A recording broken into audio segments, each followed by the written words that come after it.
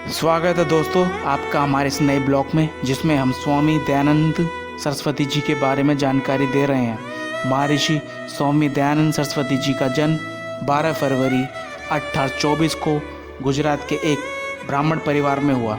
इनके बचपन का नाम मूल शंकर था। 22 वर्ष की आयु में अपना परिवार छोड़ सत्य की खोज में निकल पड़े। इन्होंने सभी धर्मों की पुस्तकों का गहन अध्ययन किया तथा विश्लेषण किया। भारत भ्रमण के दौरान पंडितों ब्राह्मणों से शास्त्रों के आधार पर चर्चा बहस होती, जिसमें पंडित पराजित हो जाते थे।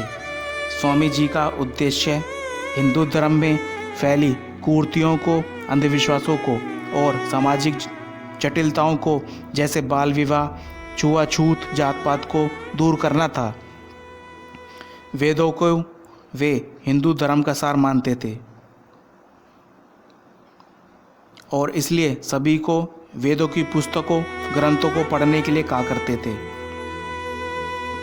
स्वामी जी ने आर्य समाज की स्थापना की। प्राधीनता के समय प्रत्येक दिन हजारों हिंदुओं को मुस्लिमों व ईसाइयों द्वारा धर्म परिवर्तन कराया जाता था। स्वामी जी ने सभी हिंदुओं को पुनः अपने धर्म में स्थापित किया और धर्म परिवर्तन को रोकने की भरसक कार्य किया। स्वामी जी ने देशवासियों में स्वाधीनता की ललक जगाई। ईसाई मिशनरियों और मुस्लिम संगठन के प्रोपोगेंडा से देशवासियों को अवगत कराया। यही कारण था मुस्लिम संगठन, ईसाइयों, मशीनरी और ब्रिटिश कंपनी स्वामी जी की हत्या करना चाहती थी। कई बार उन्हें मारने की कोशिश भी हुई, किंतु वे मौत से बच निकलते थे। अजमेर के राजा जसवंत सिंह द्वितीय को वे उपदेश दे रहे थे। शासकीय कार्यों में नन्ही नामक वैश्या के दखल से चिंतित हुए। उन्होंने राजा को एक सच्चे आर्य की तरह धर्म का पालन करने व वैश्या से दूर रहने के लिए कहा। राजा ने स्वामी जी की बात मान ली।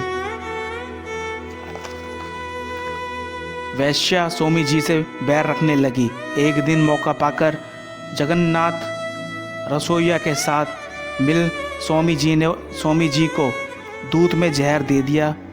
स्वामी जी का स्वास्थ्य खराब देखकर रसोइया घबरा गया तथा स्वामी जी को सत्य बता दिया।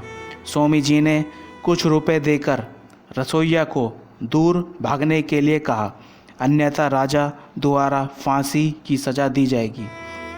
राजा जसवंत सिंह ने स्वामी जी को अजमेर के अस्पताल में इलाज के लिए भेजा। कहा जाता है अस्पताल के डॉक्टर द्वारा में इलाज के उन्हें जहर दिया जाता था। वे अंग्रेजों से मिले हुए थे। बड़े बड़े देशभक्त जैसे लाला लाजपत राय, बाल गंगाधर तिलक, विनायक दामोदर, पंडित राम प्रसाद बिस्मिल, भगत सिंह, गोविंद रानाडे आदि महर्षि स्वामी दयानंद सरस्वती जी के आध्यात्मिक स्वावलंबन के स्वर्ण पथ का अनुसरण किया। 30 अक्टूबर 1883 को इस विभूति ने अंतिम सांस ली। आशा है हमारे द्वारा दी गई जानकारी आपको अच्छी लगी होगी। कृपया हमारा चैनल लाइक, कमेंट व सब्सक्राइब करें। जय हिंद, जय भारत।